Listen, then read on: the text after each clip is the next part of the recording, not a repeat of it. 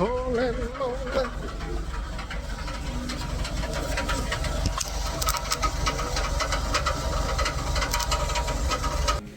gonna be out of my sight.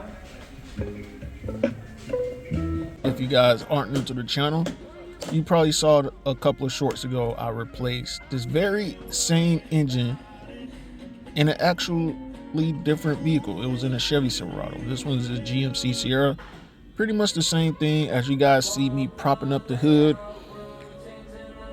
evacuating the Freon out of the system because the condenser and all that good stuff is going to have to come off. The whole entire front end is going to have to come off. And this is how we're going to go through this step-by-step process, as you guys can see. Now, I don't see a lot of tutorials on how to replace this engine on YouTube. I'm probably the only tech on YouTube that has these type of videos out there, simply because for the most part these engines aren't giving too much issues if the customer is doing all they can to keep their vehicles running at tip-top shape. Now this customer, on the other hand, judging off the condition of the transmission fluid, they're not doing a good job at keeping up with the service intervals, and the oil is extremely dirty. So take care of your vehicles, people. With the charge air cooler pipes off, that gives me the ability to remove the 3 radiator fans, as well as the radiator, condenser, and charge air cooler. Next up, taking off the catalytic converter. If you guys haven't seen part 1, then you probably don't know how I got to this point. Go watch part 1 on this process. Now, this was neglected severely by the customer, and it's still being neglected because once I get this engine in, the transmission is probably a couple thousand miles away from going out too. Because when I took the transmission fluid cooler off, the fluid was black. It looked just like the oil. The oil in this vehicle. If you didn't see it, go watch the short. Probably a couple of shorts, depending on what I've uploaded to this point before this. Customer neglect leads to another engine needed. It is insane. All you have to do is change your oil, people. Trust me.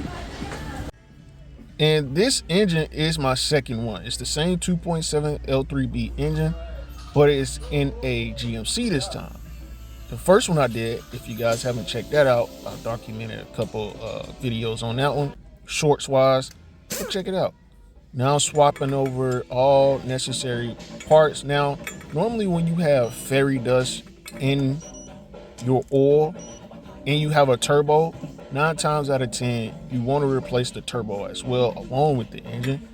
But guess what? As you guys saw, I did that with the first engine I had. But of course, this is outside of warranty. It has 117,000 miles on it. The customer neglected this vehicle to the point where the oil was black. It looked like diesel oil. Once it gets to that, when you change your oil should at least be a little brown. Now, the transmission fluid is black as well, which means that they're going to need a transmission as well. They're out of warranty. They have a third-party insurance company that is paying only for the engine replacement, not the turbo, which is insane.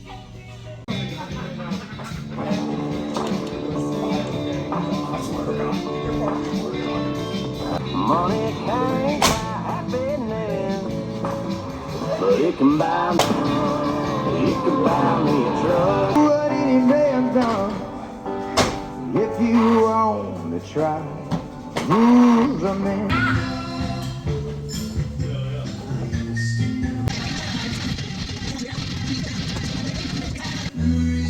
Memories bring back your. There's a time that I remember when I never felt so long. No flow of the edge, but you found a star. And my heart feel like it never, and it's not enough.